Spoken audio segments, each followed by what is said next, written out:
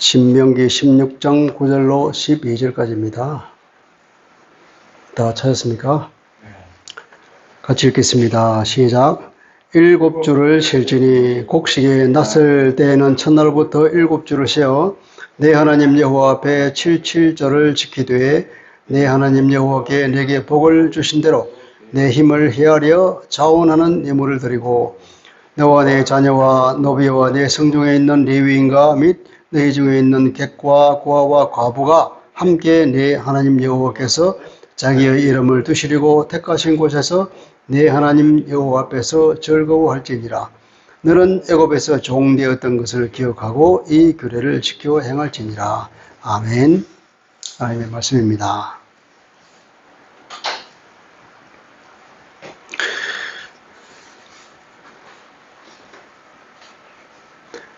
백추감사주의를 특별히 한국 교회는 지키는데 이것은 구약의 7절에 기원합니다. 오늘 우리가 읽었던 이 말씀, 이게 7절이거든요. 7절은 이제 우리가 맥추라고 하는데, 이게 맥추라기보다는 보리맥자잖아요. 아마 서양에서는 밀추수겠죠, 그죠?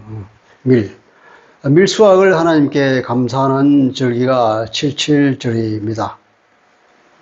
구약은 오실 예수님을 말하고 신약은 오신 예수님에 관한 이야기지요. 그런데 이 구약의 의식법은 예수님의 오심으로 이제 실현이 되었잖아요. 그래서 더 이상 그걸 할 필요가 없습니다.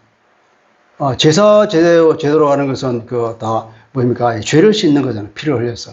근데 예수님이 스스로 제물이 되셔서 우리의 죄를 씻어버렸기 때문에 더 이상 그런 제사를 드릴 필요가 없고, 구약에 있는 것보다 절기들도 따지고 보면 예수님이 오실 것을 예고하는 것이거든요. 근데 예수님이 오셨잖아요. 그러니까 구약의 모든 의식에 관한 법들은 더 이상 신약에서는 필요가 없어졌습니다. 이제 그렇게 고대하고 대망하는 예수님, 메시아가 오셨으니까 이제 오신 예수님을 중심으로 생활을 하고 해야 되죠. 그런데 왜 그러면 7절을 다시 언급할까? 그것은 한국의 특별한 어떤 그 역사적 상황과 관계가 있습니다. 우리나라에는 옛부터 보릿고개라는 게 있었잖아요.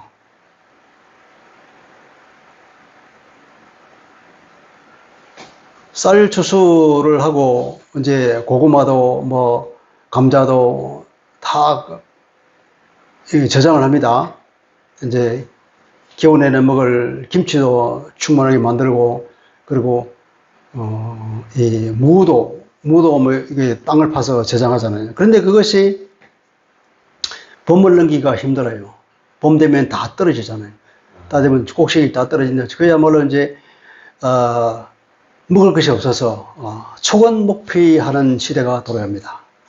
디산에 가서 칡을 캐먹고 풀뿌리를 뽑아먹고, 그리고 일찍 떠난 쑥 이파리를 뜯어다가 이제 해먹고, 이렇게 먹을 게 다 먹고 없으면, 그래도 먹을 게 없으면 이제 사람들이 많이 굶어 죽죠.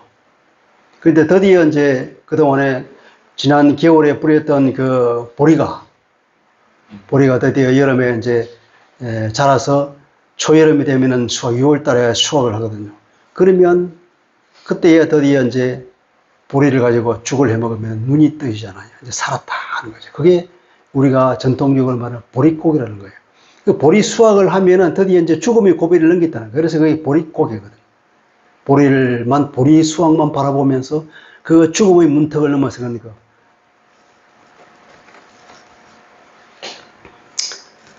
우리나라에 참 가슴 아픈 과거의 역사인데, 그러다가 우리나라에 복음이 들어왔습니다. 19세기 말에.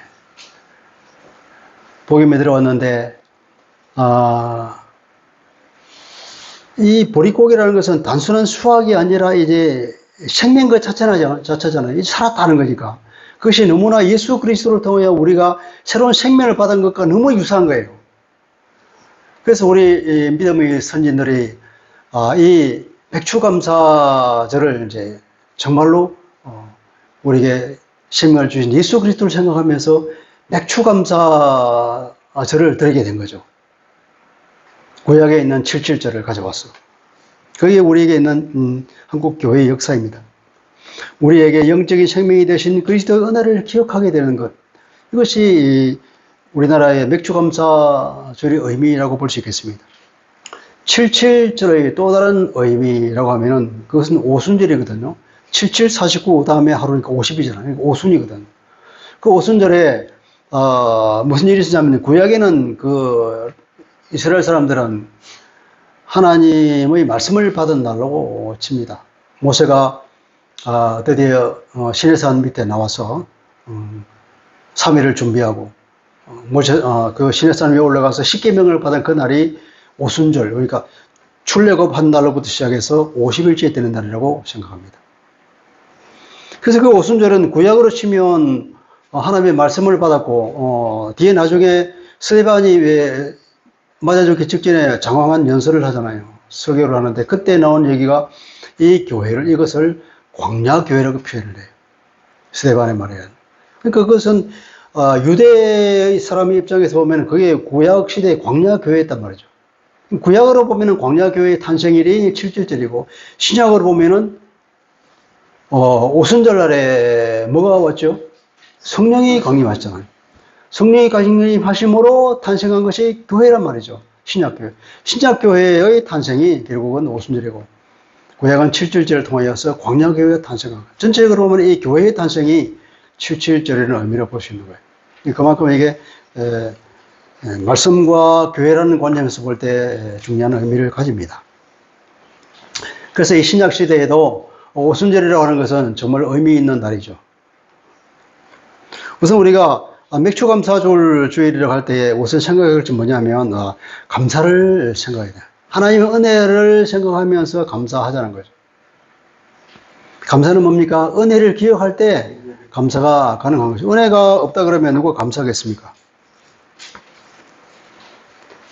오늘 우리가 읽었던 말씀 마지막에 너는 애굽에서 종되었던 것을 기억하라. 너는 애굽에 있을 때에 종이었던 것을 기억하라 말이야.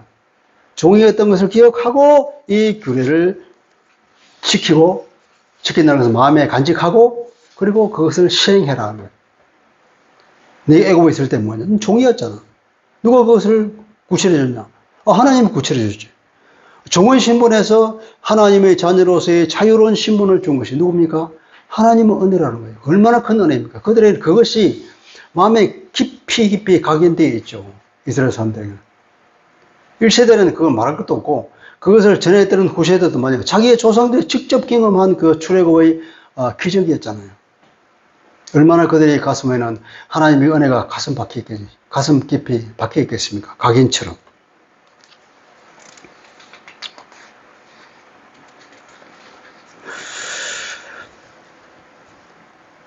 근데 사실 우리에게 있는 모든 것이 당연한 것이 없잖아요. 그런 찬양도 있죠.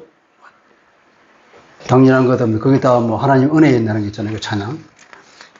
우리가 숨 쉬고 먹는 이 공기와 물 이것에 감사 잘 안 하잖아요. 너무나 당연한 건데 근데 사실 이것처럼 감사한 것이 없잖아요. 공기가 없으면 어떻게 숨을 쉬겠니? 물이 없으면 어떻게 생명이 가능하겠습니까? 하나님이 이것을 다 마련해놓고 사람뿐 아니라 모든 생명이 있는 것들은 다 이 공기와 물을 통해 생명을 유지할 수 있도록 은혜를 베푸셨는데 그 당연한 것을 우리는 그냥 당연한 것으로 생각한다는 거죠. 우리가 먹는 것, 오늘 일용할 양식을 주신 것도 하나님의 은혜였고 우리가 숨쉬고 있는 이 건강도 하나님이 주신 것이고 우리에게 직장이 있다고 하는 것, 우리가 할 일이 있다고 하는 것 하나님이 주신 것입니다. 우리에게 휴식할 수 있는 가정이 있다는 것 하나님이 주신 은혜요 선물입니다. 영혼의 가정에 있는 교회를 주신 것도 하나님의 은혜요. 우리가 영혼의 안식처, 영혼의 귀착지를 허락하신 우리의 구원 하나님이 주신 얼마나 큰 은혜입니까?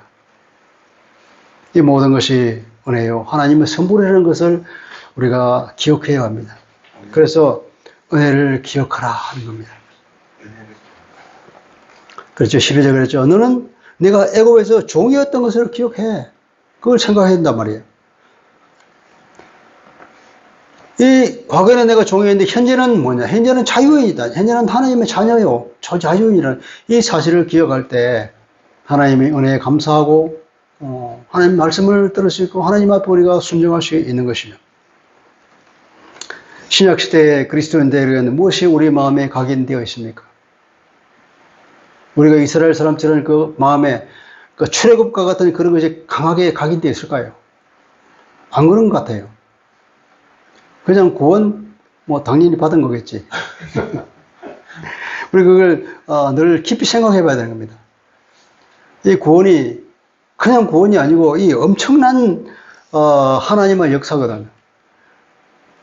때를 따지면 하나님은 창세 이전부터 이미 그 계획을 가지시고 그리고 창조를 하시고 그 가운데 하나님께서 인간을 창조하시고 왜 하나님께서 인간을 창조하실까? 아까 우리가 교회에 오면서 얘기를 했는데 하나님께서 왜 사람을 만들어 가지고 이렇게 힘들게 시리 또 자기 아들이 죽게 만들고 그런 고통을 하면서까지 이런지 하셨을까? 하나님 바보 아닐까? 어쨌든 하나님께서는 그 오랜 시간 동안 하나님께서 그 구원 계획을 미리부터 가지고 계시면서 아담이 그런 에덴에서 쫓겨날 걸 미리 내다보고 구원의 계획을 가지시고 그리고 드디어 때가 되매 당신의 아들을 보내서 우리 죄를 다 씻어주시는 이런 일을 하셨단 말이죠. 이건 뭐 하나님은 우주적인 계획이고 창세전부터 있었던 계획이고 그것이 드디어 때가 되어서 하나님께서 그 구원 계획을 이루셨는데 예수 그리스도가 친히 그 하나님의 계획에 순종하셔서 십자가에서 죽음의 십자가를 지셨잖아요. 그런 엄청난 일을 통하여 우리가 다시 우리의 모든 죄가 씻음받고 하나님의 자녀로서 다시 회복되고 에덴에 다시 돌아갈 수 있는 길이 열려지고 어쩌면 에덴보다도 더 확실한 재창조의 은혜를 통하여 영원한 그 안식처에 들어가게 된 것이 길이 마련된 것인데 이것을 우리가 등한히 생각하는 경우가 있잖아요. 보통 생각 안 하고 마치 물과 이 공기에 대해서 고마움을 모르듯이 그렇게 살아가는 경우가 우리가 보통 그렇죠. 그죠? 그걸 그렇지 말아야 한다는 거죠. 하나님의 은혜를, 이 구원의 은혜를 더 기억하면서 하나님께서 우리를 이렇게 이토록 사랑하시는구나 하는 것을 날마다 생각하면서 하나님께 감사해야 될 줄 믿습니다. 이 은혜, 구원의 은혜라는 것은 이스라엘이 출애굽을 통하여서 자유의 몸이 된 것, 그것에 비하면 상상할 수 없이 큰 은혜잖아요. 죄와 사망으로부터의 해방입니다. 이것이 우리 마음에 늘 간직되어 있을 줄 믿습니다. 그것이 우리 마음에 늘 있을 때에 하나님 말씀에 귀를 기울이게 되고, 그래서 그것을 우리가 하나님의 말씀을 지키고자 순종하고자 하는 마음이 생길 것입니다. 그래서 하나님께서는 뭐냐면 내가 애굽에서 종이었던 것을 기억하고 그리고 이 규례들을 마음에 간직하고 그것을 실행하도록 하거라 하는 하나님의 당부 말씀이 이 신약시대 우리에게도 그대로 적용되는 말씀인 줄 믿습니다. 그 정신이 고린도전서 4장 7절은 또 이렇게 말합니다. 누가 너를 남달리 구별하였느냐? 내게 있는 것 중에 받지 아니한 것이 무엇이냐? 내가 받았은즉 어찌하여 받지 아니한 것 같이 자랑하느냐? 자랑할 것이 아니라 감사해야 될 일이죠. 우리가 뭔가 남다른 것이 있습니까? 자랑할 것이 아니에요. 내 스스로 내 노력으로 그것을 얻은 것입니까? 하나님이 다 주신 것이지 않습니까? 감사해야죠. 존 뉴턴이라는 노예선 선장으로 유명한 사람이 있습니다. 노예를 많이 팔아서 돈이 많이 벌었는데 이 사람이 드디어 어느 날 하나님을 만났습니다. 사람이 완전히 바뀌었어요.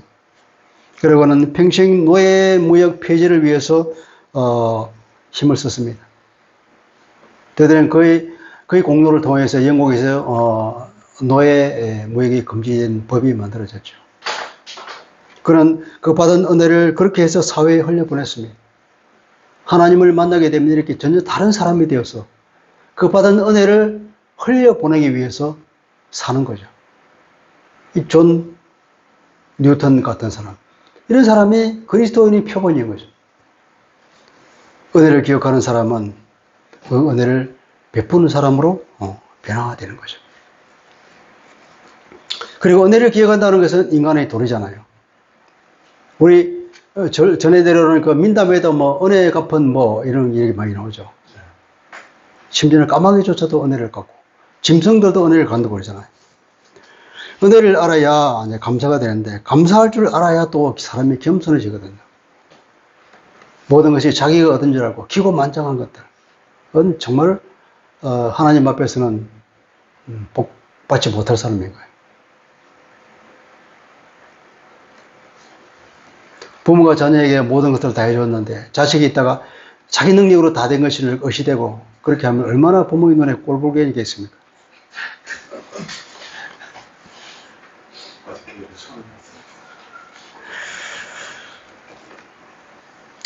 오늘은 맥주감사절이라서 우리가 받은 복을 쉬어보는 날입니다. 그걸 찬양했었죠? 복을 쉬어봐라. 근데 사람들은 나에게 없는 것을 세는 사람이 있어요. 하나님, 나에게는 이것도 없고요. 나는 저것도 없고요. 저 사람은 이거 가지고 나는 그것도 없고요. 그 없는 것만 세어보는 사람들은 다 불평과 불만만 가득 차게 됩니다. 이걸 관점을 바꿔야죠. 사람이 어떤 관점을 가지느냐에 따라서 인생이 달라집니다. 자기 있는 것을 바라보고 그것을 쉬어보면서 내가 이렇게 많은 복을 받았는데 하면서 하나님께 감사할 수 있는 사람인가 하면 없는 것만 계속 쉬어보면서 나는 이것도 없고 저것도 없고 그러면서 불만과 불평으로 가득 차 있으면 그 인생이 어떻게 되겠습니까? 정반대의 인생이 되잖아요. 똑같은 상황인데도 불구하고. 그게 내게 주신 복을 쉬어볼 수 있는 그것이 지혜인 거예요. 인생에 행복할 수 있는 은혜고 또 하나님께 더 복을 받을 수 있는 길입니다. 하나님께서 그런 사람들을 얼마나 사랑스럽게 보겠습니까? 없는 것을 보면서 늘 불평하고 불만한 사람 보면서 얼마나 하나님께 안타깝게 생각하겠습니까? 부모 자식 간에 보더라도 그것이 뻔하잖아요. 내가 자식에게 많은 걸 해줬는데 그 자식은 제 친구들한테 비교하면서 아버지 나는 이것도 없고 나는 저것도 없고 늘 와서 불평하고 불만하면 그 아버지가 얼마나 괴롭겠습니까? 근데 비록 아버지가 가난하지만 자식에게 꼭 필요한 것들은 해주었을 때 그 아들이 와서 아버지 내가 참 나는 이것도 받았고 저것도 받았고 그래 세상에 나가서 내가 살 때 부족함이 살고 있습니다. 그렇게 말하면 그 부모가 얼마나 기쁘고 또 더 해주고 싶겠습니까? 나는 능력이 부족해서 저것밖에 못 해줬는데 그럼에도 불구하고 저 아들이 저렇게 감사하면서 세상에 당당하게 살고 있구나. 얼마나 대견하며 더 해주고 싶겠어요. 인격을 가지신 하나님께서 당연히 그렇지 않겠습니까? 불평이 많은 어떤 사람이 어느 날 병이 났습니다. 병원에 가서 입원했습니다. 그때 그거 깨달았습니다. 내가 건강을 가진 것은 내가 그보다 큰 복이 없다는 걸 깨달았어요. 이렇게 보통 사람들은 있는 것이 없어지고 난 뒤에 뺏긴 뒤에야 드디어 그것이 복인 줄 압니다. 그러나 믿음의 사람은 빼앗기기 전에 미리 감사할 줄 아는 사람이죠.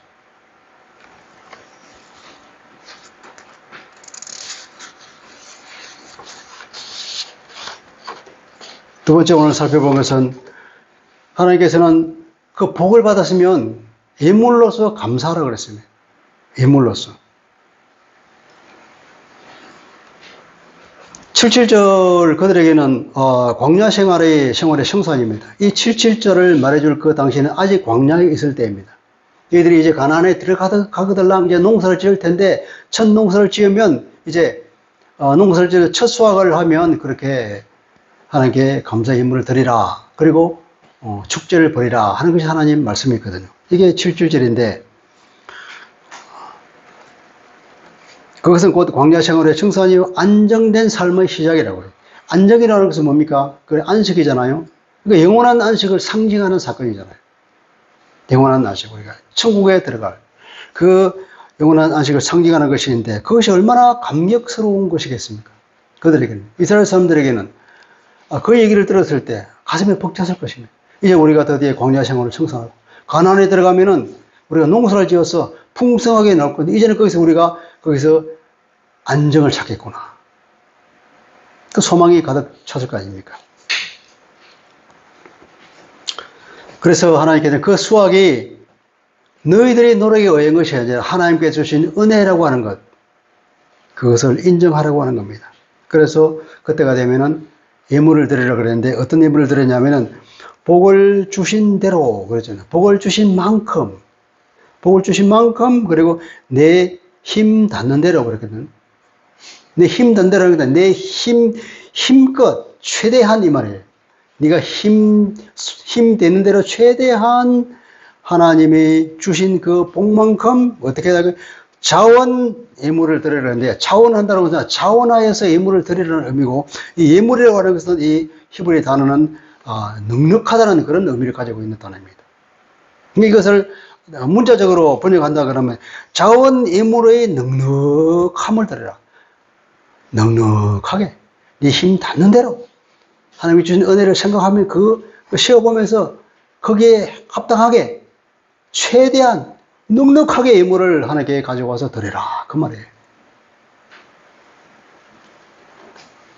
받은 복을 헤아려 보고 감사의 마음이 넘칠 때 내 마음껏 하나님께 예물을 드려보라 하는 것이 하나님의 말씀의 취지입니다. 어떤 복입니까? 그들에게는 어떤 복이 있을까요? 그들에게는 출애굽보다 큰 복이 없었겠죠. 우리에게는 어떤 복입니까?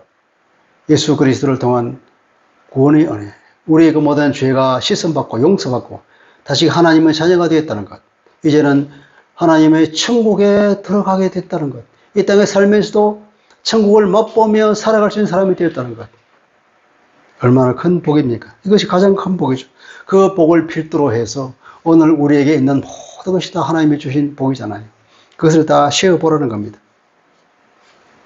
우리 모두는 예수 그리스도의 구원의 은혜를 과분하게 받은 사람들입니다. 왜 자원한 예물을 드리려 그럴까요? 하나님께 예물이 꼭 필요하겠습니까? 하나님께서 돈이 없습니까? 뭐가 없습니까? 모든 것이 다 하나님의 것인데. 그런데 사실 또 그렇게 예물을 드리려 그러면 그 예물을 하나님이 먹습니까? 그들에게 잔치를 벌이라고 그랬잖아요. 그 잔치는 뭘 합니까? 자기들이 가져온 그 예물로 잔치하는 거예요. 그러니까 하나님께 드렸다고 그러놓고 자기들이 먹는 거예요.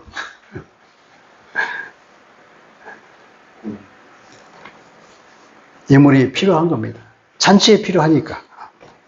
마가복음 6장 21절입니다. 내 보물 있는 그곳에 내 마음도 있느니라. 재물이라는 것은 거기에 마음이 있다는 거죠. 그래서 재물을 예물로 드린다는 거죠. 마음을 드리는 겁니다. 고린도후서 9장 7절입니다. 각각 그 마음에 정한 대로 할 것이요 인색함으로나 억지로 하지 말지니 하나님은 즐겨내는 자를 사랑하시느니라. 바울이 예루살렘 교회에 드릴 그 헌금을 거두어내서 한 얘기가 그래요. 헌금을 할 때 어떻게 하느냐? 인색함으로, 마음을 억지로 하지 말고 자원해서 하라. 기쁜 마음으로 넉넉하게 하나님께 가져오는, 그것이 하나님께 감사하는 마음의 태도라고 볼 수 있습니다. 그리고 이 맥주절에는, 이 칠칠절에는 또 세 번째로 뭘 하느냐 하면은 즐거워하라 그랬어요.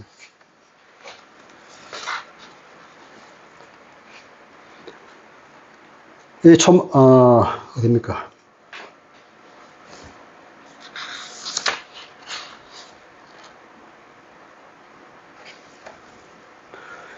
일곱 주를 셀지니 곡식에 나설 때는 첫날도, 곡식에 나설 때라는 것은 초실절이거든요.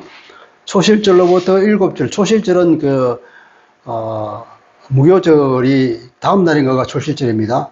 그때로부터 50일째 되는 날에, 그러니까 7.7절을 지켜라 하면서 뭐냐면 예물을 드리고, 11절에 보면 예물을 드리고 쭉 나오다가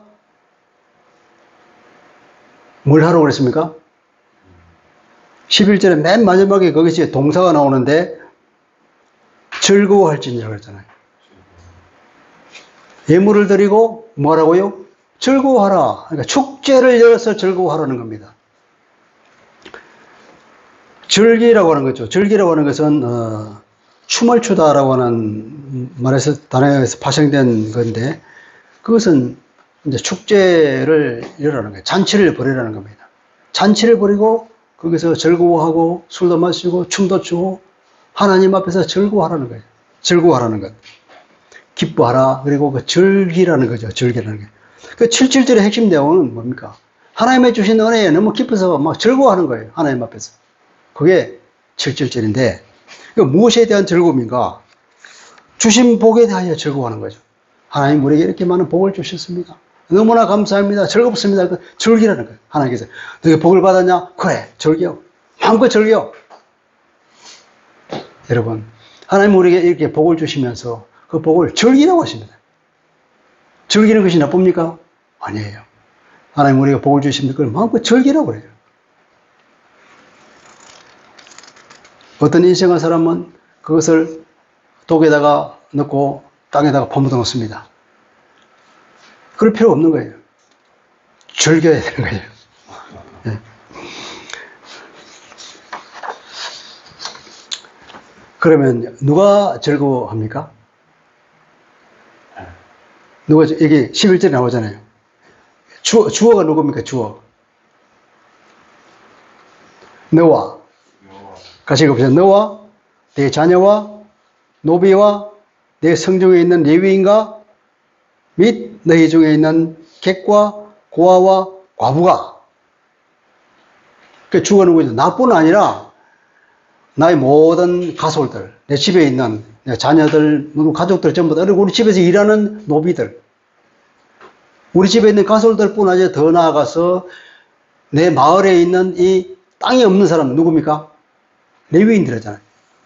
땅이 없는 레위인 사람들까지도 다 함께, 그리고 더 나아가서 이 성경에 함께 살고 있는 나그네들, 외국인들, 그리고 거기서 가장 사회에서 소외받고 있는 사람 누굽니까? 대표적으로 고아와 과부.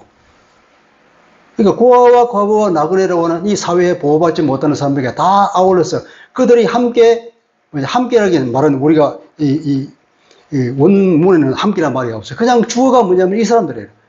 나뿐 아니라 주위에 있는 모든 사람이 다 주어예요. 그들에게 하나님께 명령을 너희들이 축제를 열어서 내 앞에서 즐거워하라는 거죠. 하나님께서 나만 명령하는 것이 아니라 거기 있는 나그네까지도 고아와 과부까지도 그 축제에 나와서 즐거워하라고 하나님께서 명령하고 있는 거예요. 내가 예물을 드린 나만 즐기려는 것이 아니라 예물을 드릴 수도 없었던 그 사람들까지도 나와서 즐거워하라고 하나님께서 명령하고 있습니다. 하나님의 백성은 혼자 복을 누리는 것이 아니라 함께 기뻐하는 사람입니다. 복에 대한 즐거움은 함께 나누는 것이에요. 받은 복을 흘려보내어 함께 즐거워하는 것이 하나님이 원하시는 것이라고 이해할 수 있습니다. 교회 공동체는 우선 공동체 내에 소외된 사람들을 생각하게 될 것이고, 나아가서는 더 교회 바깥에 있는 사회에서 소외된 계층에 대해서 관심을 가지고 그들에게도 복을 나누어지는 사람들이 되게 될 것입니다. 이것이 오늘날 이 신약시대에 우리에게 주는 메시지라고 볼 수 있습니다. 이렇게 복은 흘려보내야 되는 것입니다. 그리고 어디에서 즐기라고 그랬습니까? 여호와 앞에서 그랬습니다. 여호와 앞에서, 그리고 내 이름을 두르고 장차 정할 그곳. 그러니까 이게 지금 광야인데 나중에 관안에 들어가면은 이제 하나님의 성전을 지을 곳을 말해줄 것인데 그 성전에서 하라고 하는 거죠. 성전에서. 신약에서는 어떻습니까? 교회에서 해야 되는 걸까요? 물론 우리가 교회에 모이니까 교회 사이지만 우리의 삶 전반에 걸쳐서 하는 겁니다. 신약에 와서는 장소적 개념이 폐지가 됐습니다. 예수님이 이렇게 말씀하잖아요. 요한복음 4장 21절입니다. 예수께서 이르시되 여자여 사마리아 여자를 보고 하는 말입니다. 내 말을 들으라. 이 산에서도 말고 예루살렘에서도 말고 너희가 아버지께 예배할 때가 이르리라. 그 당시에는 유대 사람들은 예루살렘에서 예배를 드려야지 성전이 여기 있는데, 사마리아 사람들은 무슨 소리 하고 있는 거예요? 우리가 여기서 성전을 지어놨는데 사마리아에 있는 그 산이 있잖아요. 그 무슨 산, 산의 이름이잖아요. 우리는 이 산에서 드려야 된다고. 유대 사람들이 예루살렘에서 드려야 된다고. 예수님이 뭐냐면 이 산도 아니고 저 산도 아니다. 장소는 의미가 없다. 그러면서 뭐냐면 이제 아버지께 예배할 때가 있다. 그러면 하나님은 여기시니 예배한 자가 영과 진리를 위할지니라. 장소는 상관없이 어느 곳이든지 간에 정말로 예배는 영과 진리로 예배하는, 이렇게 예배하는 사람을 하나님께서 찾으신다. 그죠? 신약시대에는 예배가 장소적 개념이 아니라 예배의 그 핵심, 무엇으로 예배가 되느냐. 따라서 예배가 진정한 예배가 되냐 안 되냐가 결정된다는 거죠. 은혜를 기억하고 그것을 하나님께 감사하고 공동체 전체가 하나님 앞에서 감사의 축제를 하는 것. 이것이 하나님을 기쁘시게 하는 것이라 하는 것입니다. 근데 우리가 이걸 상가 짚어볼 것은 하나님께서는 왜 선물을 줄까요? 은혜를 베풀까요? 하나님께서 우리에게 선물을 주잖아요. 선물을 주는 것은 부모가 자식에게 계속 선물을 주는 것 같은 거예요. 그건 뭡니까? 교제잖아요, 교제. 아까 우리가 보면서 얘기했는데 하나님께서 왜 인간을 창조해 그렇게 어려운 길을 가십니까? 하나님께서 교제하기 위해서. 부모 자식 간의 그 사랑의 교제가 하나님께서 그리워서 그것을 하기 위해서 당신을 닮은 인간을 창조를 하셨거든요. 그래서 아담과 하나님이 얼마나 깊은 교제에 들어갔습니까? 그 교제가 끊어진 것. 사탄이 그것을 시기해서 아담으로 하여금 하나님으로부터 떠나게 만들어서 하나님의 마음에 슬픔이 쌓였잖아요. 그리고 그것을 회복하는 기간이 오래 걸려요. 그 회복하는 게 드디어 우리 주 예수 그리스도를 통해서 회복의 문을 여시고 이제 주님의 마지막 재림이 오시는 그날 완전히 회복이 되어서 이제 애들이 회복이 되고 한 단계 더 업그레이드돼서 새 예루살렘이 되잖아요. 그 시절을 우리가 바라보면서 그것이 우리의 소망이거든요. 이 교제를 하기 위해서 우리가 끊임없이 은혜를 베풀어 주십니다. 아직도 에덴이 완전히 회복이 되지 않았지만 여전히 하나님은 우리에게 선물을 주십니다. 그리고 하나님과 교제하기를 원하십니다. 선물을 주고 하나님께서 그 선물을 받은 사람이 하나님께 감사하고 그것을 하나님 앞에 기뻐하고 그것을 하나님께서 그것이 하나님의 기쁨인 겁니다. 관계를 지속하는 것이 목적이고 두 번째는 하나님께서 선물을 주는 우리가 기대가 있는 거예요. 무슨 목적이냐? 선물의 목적은 우리가 가장 큰 선물은 그리스도거든요. 이 그리스도 말고도 수많은 선물이 계속 있지만 궁극적으로는 이 신약시대에 이 교회를 선물로 주시고 그리스도를 선물로 주시고 구원의 은혜를 선물로 주신 이것. 이 선물을 주신 목적은 하나님의 뜻이라고 하나님의 뜻과 하나님의 나라가 이 땅에 세워지기를 바라는 마음에서 그리고 하나님의 백성들에게 계속해서 은혜를 베풀어 주죠. 이 땅에서 이어가기를 기대하십니다. 구원의 완성의 그때까지 이 땅에서 하나님의 나라를 만들어 가기를 하나님께서는 당신의 백성들에게 기대를 가지고 있습니다.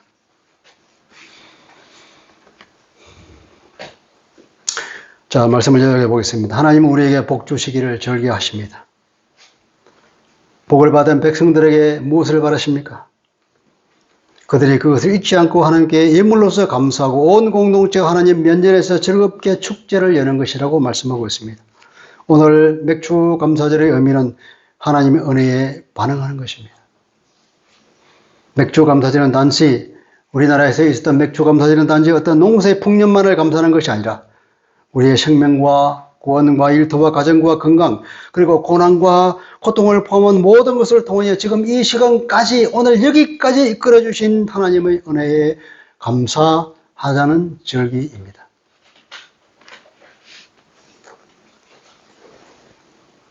우리에게 고통까지도 우리에게 실패까지도 하나님이 이끌어 오신 하나님의 손길로 생각하고 감사하는 그것이 필요합니다. 그래서 우리는 하나님을 하나님으로 경외하고 그 은혜에 감사하고 그 은혜와 기쁨의 공동체 전체에 확산시켜야 할 것입니다.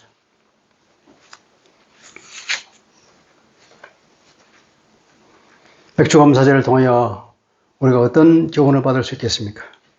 한국교회는 보릿고개를 넘겨주신 하나님께 감사했습니다. 구원의 은혜는 이 땅에서 굶주림으로부터의 해방까지도 주시는 은혜입니다. 보릿고개가 없는 오늘날 우리는 어떤 감사가 필요합니까? 그래서 우리는 우리 6개월까지 우리에게 베풀어 주신 하나님의 은혜를 쉬어보고 그 은혜를 기억하고 감사하며 그 은혜를 이웃과 또 나누는 흘려보내는 삶으로 우리의 삶을 한 단계 고양시키는 계기로 삼자는 겁니다. 우리만 은혜를 받아서 되겠냐? 소외된 이웃에 대해서도 관심을 가지고 교회 공동체 내에 소외된 사람에게도 관심을 가지는 것. 이것이 하나님의 동일한 자녀로서 가져야 할 마음이죠. 더 나아가서는 하나님을 모르는 교회 밖에 있는 사람들, 그들에게도 은혜를 나누어야 되겠죠. 이 감사의 뿌리는 항상 우리 감사의 언저리를 어디로 돌아가냐 하면은 내가 달달하게 온전한 것 기분다. 그것이 아니야. 우리를 구원하신 예수 그리스도 은혜에 들어가야 돼. 그것으로 돌아가야 돼. 거기서부터 감사가 시작이 되어야 되는 거예요. 만약 그것이 아니라 그러면 팔이 한쪽 없는 사람은 감사를 못 하잖아요. 그것이 아니고 궁극적인 감사로 돌아가서 예수 그리스도를 통한 우리의 구원의 은혜로 돌아가서 감사가 이루어져야 되는 거죠. 이 은혜를 우리가 한시도 잊지 말아야 합니다. 이 은혜에 늘 감사하는 마음을 가집시다. 이 은혜를 이웃이 흘려보내는 방법을 생각하고 실천하도록 합시다. 은혜를 어떻게 외부 사람들에게 흘려보내겠습니까? 우선 우리가 삶의 기쁨으로 충만해야 될 것입니다. 기뻐하는 삶, 이웃에게도 너그러운 삶, 우리 지난주에 말씀 우리가 전했듯이 품격 있는 삶을 살아야 되겠죠. 그것이 그리스도의 향기를 뿜는 삶일 것입니다. 그리고 육적으로는 고아와 과부와 나그네라는 사회적 약자를 기억하고 도움을 베푸는 일일 것이고, 영적으로는 말씀을 몰라서 사탄의 지배에서 벗어나면 끝내는 지옥에 떨어질 영적인 약자를 기억하고 예수께로 인도하는 일, 그것이 우리가 받은 은혜를 사회에 흘려보내는 길일 것입니다. 감사는 은혜를 기억하는 것이고, 그 베풀면 이 은혜를 세상에 흘려보내는 것이라고 말할 수 있겠습니다. 이런 일들을 새삼 다짐하는 날이 되기를 예수님 이름으로 축복합니다. 그러신 아버지, 오늘은 맥주 감사 주일로 우리가 지키기를 원합니다. 우리나라의 신앙의 선조들은 보릿고개를 통하여서 예수 그리스도께서 우리에게 베풀어 주신 생명의 은혜를 기억하며 특별하게 구약의 77절을 끌어와서 맥주 감사 주일로 지켰습니다. 그 전통을 오늘날에 이어받아 오늘날 보릿고개가 없는 이때에도 우리가 받은 은혜를 기억하며 하나님께 감사하며 하나님의 면전에서 우리가 즐거워하며 축제를 벌이고 하나님께 감사하는 그 시간 되기를 원합니다. 궁극적으로 우리에게 베푸신 예수 그리스도의 구원의 은혜를 늘 한시도 잊지 말고 기억하며 이 은혜를 어떻게 외부에 흘려보낼까 고민하고 그렇게 다짐하는 한 시간 되기를 원합니다. 우리에게 늘 이러한 삶을 살아서 세상 사람들에게 예수의 향기를 흘려보내고 물질적으로나 영적으로나 그 은혜를 흘려보내는 하나님의 복된 사람, 그래야 이 땅에 하나님의 나라를 세워나가는 주님 오신 그때까지 이 일을 할 수 있는 사람 될 수 있도록 날마다 다짐하는 사람 되기를 원합니다. 예수 그리스도 이름으로 감사하며 기도합니다.